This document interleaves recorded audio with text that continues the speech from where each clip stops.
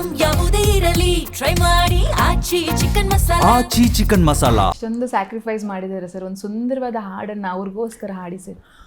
ಹಂಗೂ ಮೆಲೋಡಿ ಹಾಡುಗಳಂದ್ರೆ ನಿಮ್ಗೆ ತುಂಬಾ ಇಷ್ಟ. ಕೇಳೋದೇ ಇಲ್ಲ ನಾನು ಆ ಥರದ್ದು ಹಾಡು ಆ ಥರ ಇಲ್ಲ. ಹಾಡಿ ಸರ್. ಕೇಳೋನಷ್ಟೇ ಆ ಥರ ಡ್ಯೂಯೆಟ್ ಸಾಂಗ್ಗಳು ಆ ಥರ ಮಾಡಿ ನಾವು ರೀಲ್ಸ್ ಮಾಡ್ಬೋದಾಯ್ತು. ನಾವು ರೀಲ್ಸ್ ಈಗ ಮಾಡ್ಬೇಕು ರೀಲ್ಸ್ ನೀವು ಹೇಳಿದ್ಮೇಲೆ. ಅಲ್ಲ ಸರ್, ಆದ್ರೂ ಒಂದು ಹಾಡು ಹೇಳಿ ಸರ್. ಯಾವ ತುಂಬಾ ಇಷ್ಟವಾದ ಹಾಡು ಸರ್ ನಿಮ್ಗೆ? ಯಾವತ್ತ ಒಂದು ಇರುತ್ತಲ್ಲ ಸರ್ ಒಂದು ಹಾಡು ಇಷ್ಟ. ಜನರಲ್ ಯಾವ್ದು ಹೇಳಿದ್ರು ನಾನು ಇಷ್ಟ ಯಾವ್ದು ಮ್ಯಾಮ್ ಅವ್ರಿಗೆ? ಯಾವಾಗ ಹೇಳಿದ್ದೀನಿ ಯಾವ್ದೋ ಹೇಳ್ತಾ ಇದ್ರಲ್ಲ, ಹೇಳಿ ಸರ್, ಚೆನ್ನಾಗಿದೆ ನಿಮ್ ವಾಯ್ಸು. ವಾಯ್ಸ್ ಚೆನ್ನಾಗಿದೆ ಬಟ್ ಹಾಡಿನ ವಾಯ್ಸ್ ಚೆನ್ನಾಗಿಲ್ಲ ನಮ್ದು. ಹಾಡಿ ನೋಡೋಣ ಹೇಗೆ ಹಾಡ್ತೀರಾ ಅಂತ. ಏನಾದ್ರು ಮಾತಾಡ್ತಾರೆ ಬಟ್ ಐ ಕ್ಯಾನ್ ಟಾಕ್ ಸಾಂಗಿಂಗ್ ಆ ಥರದ್ದಿಲ್ಲ. ಓಕೆ, ನಾನು ಗಮನಿಸ್ತಾ ಇದ್ದೆ ಆಗ್ಲೇ ಆಫ್ ದಿ ಕ್ಯಾಮ್ರಾ ಕೂಡ ಡ್ರೆಸ್ಸಿಂಗ್ ಸೆನ್ಸ್, ನಿಮ್ಗೊಂದು ಡ್ರೆಸ್ಸಿಂಗ್ ಸೆನ್ಸ್ ಇಲ್ಲ ಅಂತ ಅವ್ರು ಹೋಗಿ ಕರ್ಕೊಂಡು ಹೋಗಿ ಅವ್ರು ಚೇಂಜ್ ಮಾಡಿಸಿ ಮ್ಯಾಚಿಂಗ್ ಕಲರ್ ಹಾಕ್ಸ್ಕೊಂಬಂದು ಕೂರಿಸ್ಕೊಂಡ್ರಿ. ಅಂದರೆ ಅವರ ಉಡುಪುಗಳಿಗೆ ಸಂಬಂಧಪಟ್ಟಂತೆ ನಿಮ್ಮದೇ ತೀರ್ಮಾನನ ಹೇಗೆ ಅಂತ ಹೇಳಿ? ಇಲ್ಲ, ಯಾವಾಗಲೂ ಕ್ಯಾಶುಯಲ್ ಡೈಲಿ ಏನು ಆ ಥರ ಇಲ್ಲ. ಬಟ್ ನಾನು ತುಂಬಾ ಪ್ರಯತ್ನ ಪಟ್ಟಿದ್ದೀನಿ ಚೇಂಜ್ ಮಾಡಕ್ಕೆ. ಅವ್ರನ್ನ ನೋಡಿದ್ದೀರಾ? ಅವ್ರ ಫೋಟೋಸ್ ಹಿಂದೆ ಅದು ನೋಡಿದ್ದೀನಿ. ಅವ್ರ ಹೇರ್ ಸ್ಟೈಲ್ ಹೇಗಿತ್ತು ನೋಡಿದ್ರೆ ಭಯ ಆಗೋದು. ಇವ್ರು ಒಬ್ರೆ ಎಲ್ಲರೂ ಇದ್ರಲ್ಲಿ ಸ್ಟೇಜ್ ಮೇಲೆ ಕೂತಿದ್ರೆ ಇವ್ರು ಒಬ್ರೆ ಒಂಥರ ಎದ್ ಕಾಣಿಸೋರು. ಯಾಕೆಂದ್ರೆ ಅವ್ರ ಕೂದಲು ಇಷ್ಟು ಉದ್ದ ಬೆಳೆಸೋರು, ವಾಲೆ ಬೇರೆ, ಗಡ್ಡ. Very scary he was. ಎಲ್ಲಾರ ಪಕ್ಕದಲ್ಲಿ ನಿಂತ್ಕೊಂಡ್ರೆ ಇವ್ರ ಒಬ್ಬರೇ ಔಟ್ಸ್ಟ್ಯಾಂಡಿಂಗ್ ಅಂತ ಅನ್ಬೋದು. ಅದೊಂದು. ಆಮೇಲೆ ಎಲ್ಲೋದ್ರೂ ಡಿಫ್ರೆಂಟ್. ಈಗ ಎಲ್ಲರೂ ಪಂಚೆ ಉಟ್ಕೊಂಡು ಹೋಗಿದ್ರೆ ಇವರು ಕೋಟ್ ಹಾಕತ್ತಾರೆ. ಆಮೇಲೆ ಎಲ್ಲರೂ ಆ ಥರ ಎತ್ನಿಕ್ ಹಾಕೊಂಡ್ರೆ ಎತ್ನಿಕ್ ಹಾಕೊಂಡ್ರೆ ಎಲ್ಲರೂ ಬೇರೆ ಥರ ಹಾಕಿರ್ತಾರೆ. So unusual, he is very outstanding in that sense.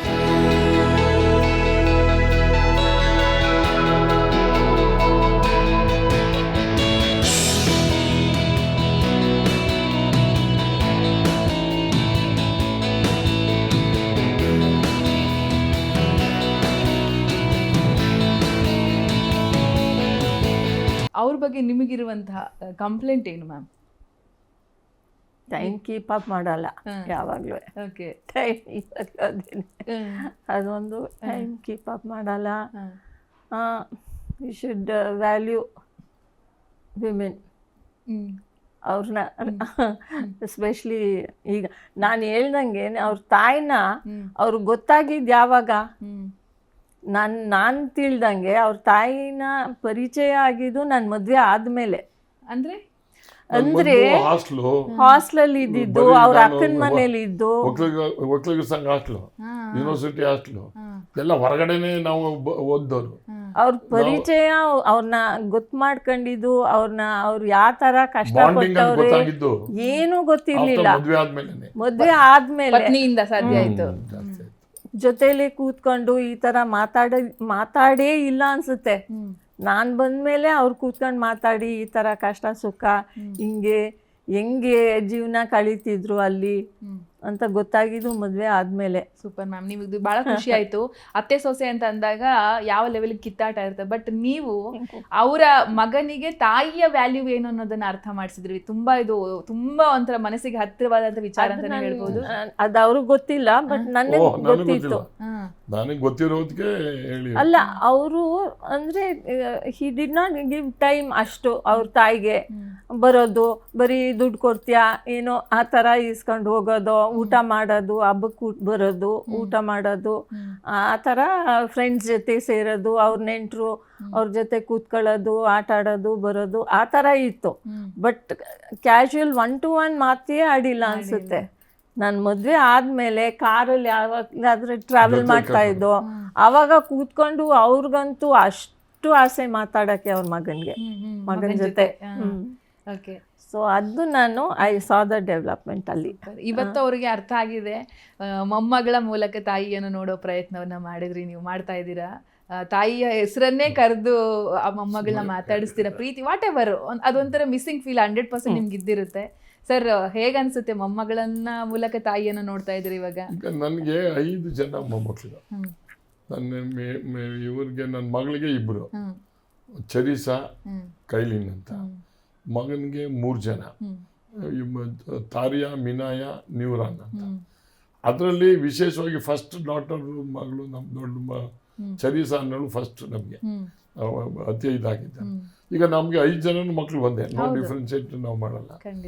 ನಮ್ಮ ಮಗನ ಮಕ್ಕಳು ಜೊತೆಲಿ ಇರ್ತಾರೆ. ಆಮೇಲೆ ಯೂಶಲಿ ನಾವೇನಪ್ಪ ಅಂದರೆ ಮಗ ಇವಳು ಚರೀಸಾ ಅಂತ ಇದ್ದಾರಲ್ಲ, ಅವರು ನನಗೂ ನೋಟಿಸ್ ಮಾಡಿರಲಿಲ್ಲ.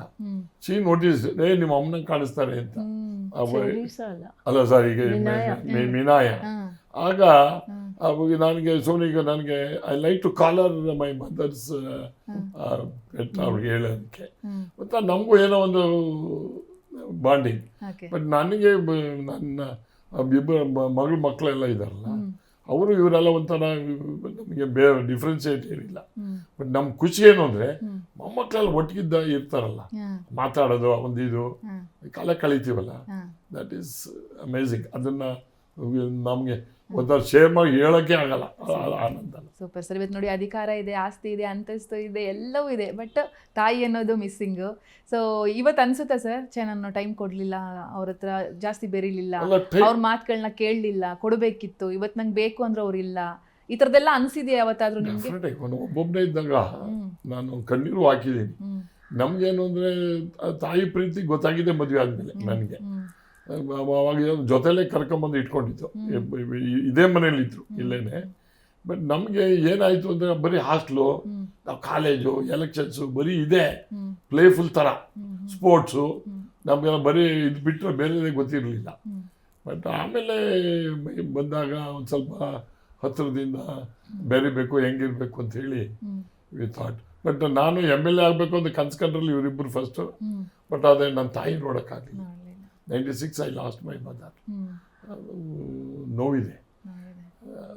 After 10 years I lost my father 2006. My father was happy, but mother ಒಬ್ಬರು ನೋಡೋಕ್ಕಾಗಲಿಲ್ಲ. ಎಲ್ಲರೂ ನಾನು MLA ಆಗಬೇಕು ಅಂತ ನೋಡಿದ್ರು ಎಲ್ಲರೂ. ಅವ್ರ ಮದರಿಂದ ಇಸ್ ಆಲ್ಸೋ ಮೊದಲು ನಮ್ಮ ಬಗ್ಗೆ ಅಷ್ಟು ಪರಸ್ಪರ ಇಲ್ದೇ ಇದ್ರು. ಆಮೇಲೆ ನಮ್ಮ ಇಬ್ಬರು ಕಂಡ್ರೆ ಭಾರಿ ಪ್ರೀತಿ ಇತ್ತು.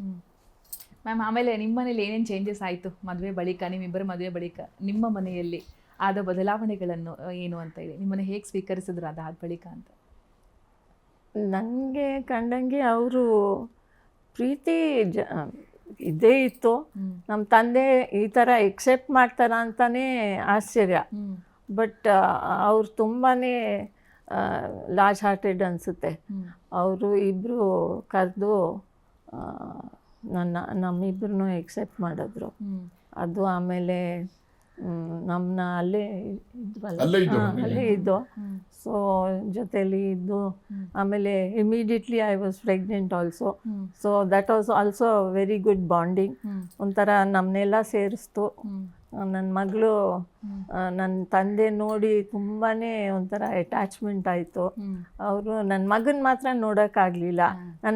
ನನ್ನ ತಂದೆಯವ್ರಿಗೆ ಗಂಡು ಮಕ್ಳು ಇತ್ತಿಲ್ಲ.